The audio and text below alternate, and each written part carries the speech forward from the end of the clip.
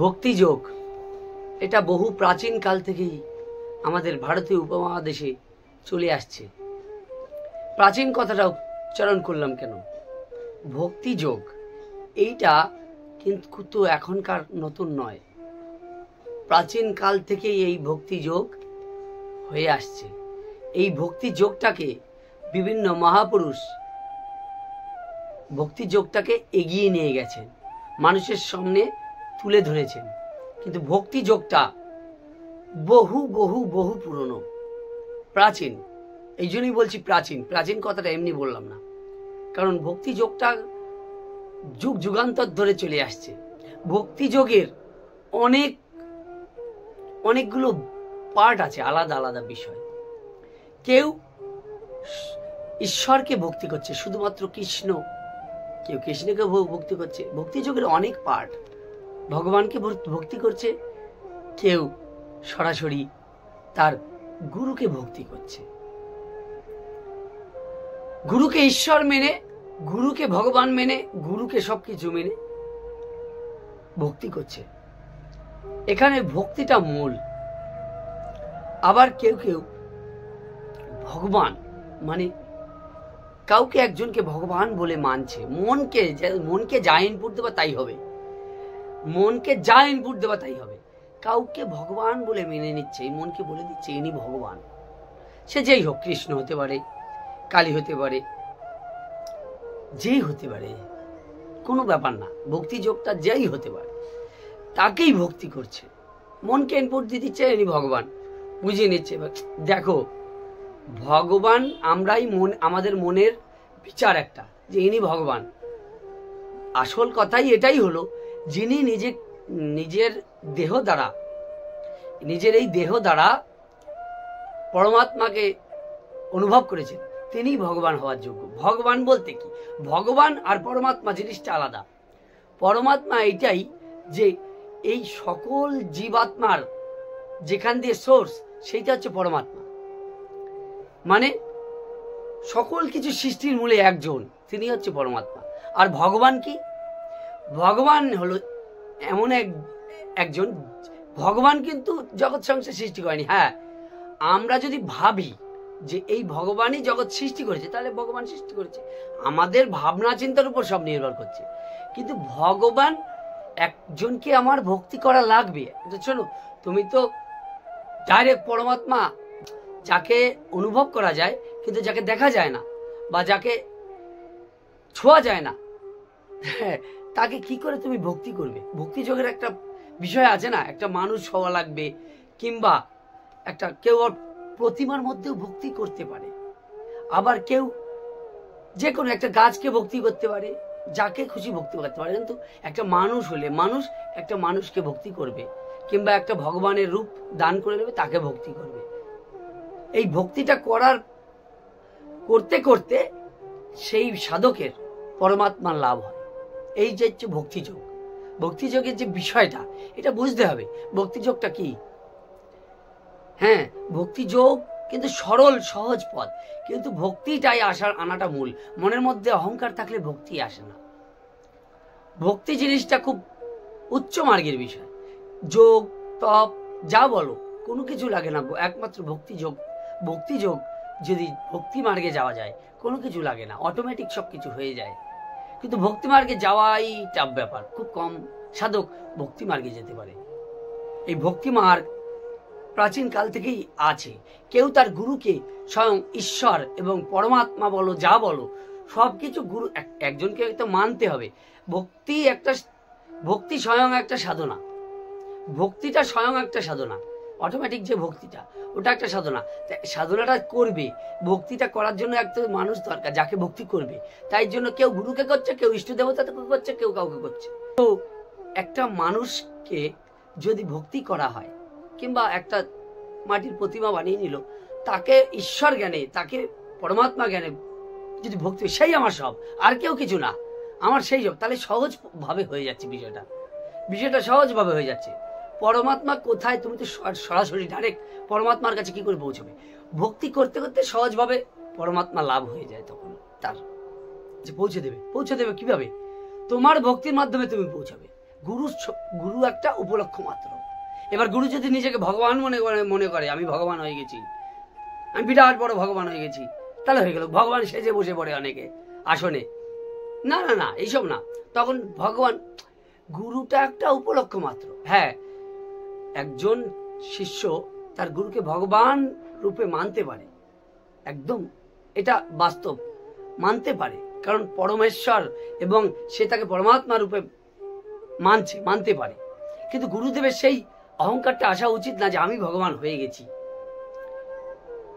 তাহলে কিন্তু তার পতন হয়ে গেল। এখানে গুরুদেবের সতর্ক থাকা দরকার।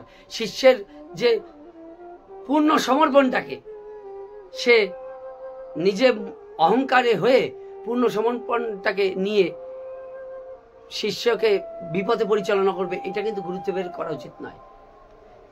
তাকে পরমাত্মা মনে করছে, পরমাত্মা মনে করে তার চরণে সমর্পণ করছে, তারও উচিত সঠিক পথটা দেখিয়ে সেই পর্যায়ে নিয়ে যাওয়া। এইটা হচ্ছে একটা ভক্তিযোগের চরম পর্যায়। হ্যাঁ, তো শিষ্য যখন ভক্তি মার্গে প্রবেশ করছে, গুরুদেবই সহযোগিতা করে ভক্তি মার্গে প্রবেশ করানোর জন্য। তার প্রেম, ভক্তি, ভালোবাসা, তার যে একটা আলাদা বিষয়, প্রেম, ভক্তি, ভালোবাসা শিষ্যের সঙ্গে তৈরি করে তার মধ্যে কিছু ভক্তি দান করে, হ্যাঁ, যদি সেই পর্যায়ে নিয়ে যেতে পারে, তাহলে কিন্তু শিষ্য অটোমেটিক ভক্তিবান হয়ে সেই পর্যায়ে চলে যেতে পারে। কিন্তু গুরুদেব যদি নিজেকে অহংকারী মনে করে, নিজেকেই ভগবান মনে করে, তাহলে কিন্তু সেই পর্যায়ে কোনো সময় যেতে পারে না। গুরুদেবের নিজের মধ্যেই যদি ভক্তি না থাকে, তাহলে সে শিষ্যকে কি শেখাবে, কি বুঝাবে? ভক্তিযোগটা কি? ভক্তিযোগটা হচ্ছে গুরুচরণের সম্পূর্ণ সমর্পণ। হ্যাঁ, দেখো এখানে একটা কথা জানার, গুরু যদি চোর, গুন্ডা, বদমাস, চরিত্রহীন হয়ে থাকে, তুমি যদি তোমার ভক্তি সঠিকভাবে করো গুরুদেবের চরণে, তুমি কিন্তু পরমাত্মা পথের লাভের পথে এগিয়ে যাবে। গুরু কিন্তু নিম্নগামী হবে, বুঝে নাও। কিন্তু তোমাকে বুঝতে হবে, যখনই গুরু তোমাকে ব্যবহার করবে, গুরু তোমার সঙ্গে ছলচাতুরি করবে, সেই সব গুরু ত্যাগ করা দরকার। তোমার নতুন যে নিঃস্বার্থ গুরু, যে কিনা নিঃস্বার্থ কথা বলে, তোমাকে পয়সা করে দিক দিয়ে ঠকাবে না, যাকে তোমার ভালোবাসার মানুষ বলে মনে হয়, যে ভালোবাসার মানুষ, যে ভালোবাসার কথা বলে, প্রেমের কথা বলে, ভক্তির কথা বলে, তার চরণে সমর্পিত করে তাকে ভক্তি করে, যে এই ক্রেডিটটা নিজে ভগবান হয়ে যাবে না, এই ক্রেডিটটা একমাত্র সেই পরমাত্মাকে দেয়, সবকিছুই পরমাত্মার, এই পরমাত্মাকে দেয়, তার চরণে চরম ভক্তি দান করে সহজ পথে সেই শিষ্য যেতে পারে। কিন্তু গুরু বেশিরভাগই শিষ্য চরম ভক্তি দান করে, কিন্তু গুরুদেব অহংকারী হয়ে নিজেকেই ভগবান বলে মনে করে, আর তখনই ভক্তিযোগের ওইখানে শেষ হয়ে যায়। তাই গুরু শিষ্য উভয়কেই অহংকারী এবং স্বার্থহীন হতে হবে। এক শিষ্যকে স্বার্থহীন হতে হবে, শুধুই আধ্যাত্মিক সিদ্ধি লাভের উদ্দেশ্যেই সে যাচ্ছে গুরুর কাছে, কিন্তু পরমাত্মা লাভের জন্য যাচ্ছে না, তাহলে কাজ হবে না। আর গুরু শুধু শিষ্যের কাছ দিয়ে পয়সা লাভ করবে, বিভিন্ন আশাকাঙ্ক্ষা পূরণ করবে, বা শিষ্যকে শুধু আনুগত্য লাভ করবে, যা বলবে তাই সেই নিয়ে থাকবে, তাহলে কিন্তু সেই পরমাত্মার পথে যাওয়া হবে না, শ্রীহরির চরণ লাভ হবে না।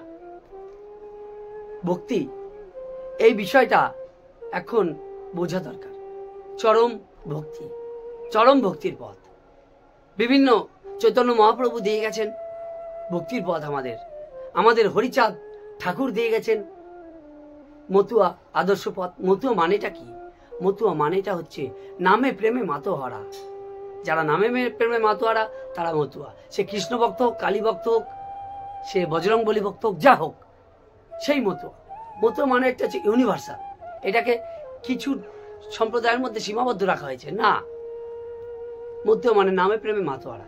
এমন একজন গুরুর দরকার যে কিনা এই প্রকৃত পরমাত্মা বা প্রকৃত হরি, হরি মানেই পরমাত্মা, হরির কাছে যেতে পারলেই পরমাত্মার কাছে যাওয়া হয়ে যায়। তাই হরির চরণে ভক্তি করে পরমাত্মা লাভ, মানে হরি পরমাত্মা। এখানে এই বিষয়গুলোই বোঝার বিষয়। তাহলে যে এই বিষয়টা বোঝে আমার হরি পরমাত্মা, আমার এই সাধকের কি চিন্তা ভাবনা হওয়া উচিত যে আমার হরি এই জগৎ সৃষ্টি করেছে, হরি সব, হরি সব, হরি ছাড়া কিছু নেই জগৎ মায়ে, হরি হরি হরি হরি, তখনই সব হচ্ছে, পাওয়া যাচ্ছে পরমাত্মার সঙ্গে, তখনই লাভ হচ্ছে। কিন্তু হরিকে না জানলে পরমাত্মা, হরিকে জানা মানে পরমাত্মাকে, তো হরি সব। কিন্তু একটা মানুষ দরকার যাকে ভক্তি করবে। তাই গুরুর চরণে ভক্তি করে গুরু কি করবে? গুরু যে হরির কাছে নিয়ে যাবে, গুরু নিয়ে যাবে হরির কাছে, আর হরি নিয়ে যাবে মানে হরির কাছে যাওয়া মানে পরমাত্মার কাছে, পরমাত্মা লাভ হয়ে যাওয়া। এই বিষয়টা বোঝা ভক্তিযোগটা। এখানে ভক্তিযোগটা চরম ভক্তি, কিন্তু ভক্তিযোগের বিষয় বোঝানো খুব কঠিন ব্যাপার, কিন্তু সহজ ভাব যে একজনের চরণে সমর্পণা করে তার কাছে কান্না করা। কান্নাটা এমনি আসবে না, গুরু দান করবে, ভক্তি বীজ বপন করবেন গুরু। হ্যাঁ, এবার তোমার মধ্যেও কিন্তু ভক্তি থাকা লাগবে, শ্রদ্ধা ভক্তি থাকা লাগবে। তোমার মধ্যে অহংকার থাকলে কখনো কিছুই পাবা না, শুধু এই শিষ্যত্ব লাভ করবা, মানুষের কিছুই পাবা না। তোমার মধ্যে মেন গুরু তো ভক্তির জন্য পরিবেশ তৈরি করে দেবে তোমার, কিন্তু ভক্তিটা তোমার ভিতর দিয়েই আসতে হবে। গুরুকে সর্বত্র সর্ব কিছু মেনে সাধনায় নেমে পড়তে হবে। গুরুকে সাধনা করা হয়ে গেলেই হরিকে সাধনা হয়ে যায়। এবার গুরু যদি নিজেকে বড় সবকিছু মনে করে তাহলে গেল। এখানে সাধনার বিষয়টা বুঝে নাও। ভক্তিযোগের চরম পর্যায়ে এই জায়গাটাই, ভক্তিযোগ এই জায়গাটাই, ভক্তিযোগের প্রাচীন ভক্তিযোগের বিষয়টা, গুরু শিষ্য পরম্পরায় এই জিনিসটা এসে যাচ্ছে। তো ভক্তি করলে সবাই যে কেউ করতে পারে। ভক্তি লেভেলটা কোন জায়গায়? কেউ কি ঠাকুরের জন্য চরম কান্না করো? সবাই তো অহংকার নিয়ে 2 মিনিট মন্দিরে পুজো দিয়ে চলে আসো। ঠাকুরের জন্য কান্না করা, হাউ উতাস করে কান্না করা, হে ঠাকুর, ঠাকুরের জন্য কান্না করতে হবে, অনবরত কান্না করতে হবে, গুরুদেবের চরণে কান্না করতে হবে। আমার পাপ তাপ সব ধুয়ে দাও, গুরুর চরণে কান্না করতে হবে, আমাকে সেই পথে নাও। ভক্তি তুমি করবে, তোমার ভক্তিতে তুমি উদ্ধার হয়ে যাবে। গুরু যেরকম, গুরু কিছু থাক না থাক, শক্তি ভক্তি যা থাক না থাক, তুমি শিষ্য, তোমার যদি ভক্তি থাকে তুমি পরমাত্মা লাভ করবে। গুরু যদি ছলচাতুরি করে, গুরু পড়ে থাকবে গুরুর জায়গায়, তুমি গুরুর চেয়ে উপরে উঠে যাবে। ভক্তিযোগটা এমনই জিনিস, সহজ পথ, সহজ ভাব, সহজ পথ, এনসিয়েন্ট। এটা ভারতীয় উপমহাদেশে এটা পুরনো, একদম পুরনো পথ, যেটা এক একজন মহাপুরুষ এসে এক এক রকম ভাবে ভক্তিযোগটাকে প্রচার করেছেন। বর্তমান ভক্তিযোগের চরম লক্ষণ দেখা যায় বিভিন্ন ভক্তের কাছে। ভক্তিযোগের চরম লক্ষণ দেখা যায় যে কি বিনা দেখো, কান্না করার মধ্যে অনেক ভাগ আছে। কেউ সম্পত্তি পাওয়ার জন্য কান্না করে, কেউ সন্তানের জন্য কান্না করে, কেউ স্বামীর জন্য কান্না করে, কেউ তার একটা বাড়ি হোক তাই ঠাকুরের কাছে সেই জন্য কান্না করে, কেউ মনে করে বিভিন্ন কামনা বাসনার জন্য কান্না করে। কিন্তু নিঃস্বার্থ অকামনা প্রেম ভক্তি কজন করে? কোনো কিছু কামনা বাসনা নেই, আমি পরমাত্মা লাভ করতে চাই, আমি পরমাত্মাকে জানতে চাই, আমার এই জীবনের মূল উদ্দেশ্য আমি কে সেটা জানতে চাই, আমার ভিতরে কে আছে এটা জানতে চাই, এই জন্য কয়জন কান্না করে। এই কান্না যে করে সেটাই প্রকৃত ভক্তি। আর সব মানে সংসারের জিনিসপত্র পাওয়ার ভক্তি, যাকে এই পর্যন্তই